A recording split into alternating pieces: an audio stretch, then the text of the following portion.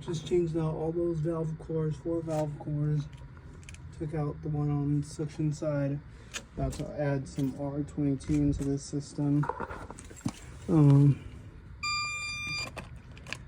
Zeroed out. Already purged out the line. I'm ready to go. I'm just gonna hit in the disconnect and check out different readings while everything is running. Alright, so this is where we're at. We're trying to get that VSAT up to like 40 to help with that super heat. Also bringing this up to help with that. So little spurts.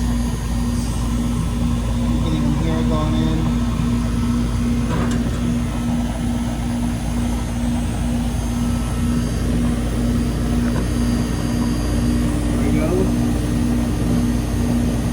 Want to add some in and then wait like a couple minutes, let it level itself out.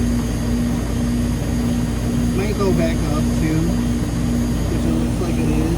Just let it run, you know.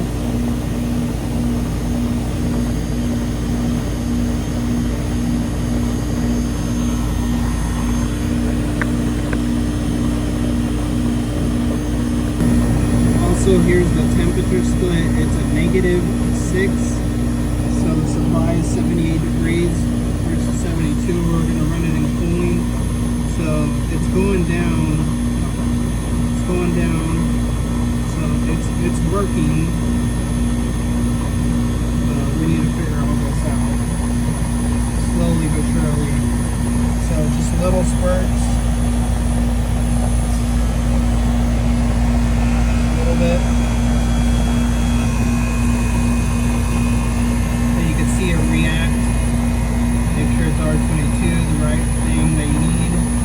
Also, I'm gonna turn the VSAT up, or the LSAT up, so we can get a better read.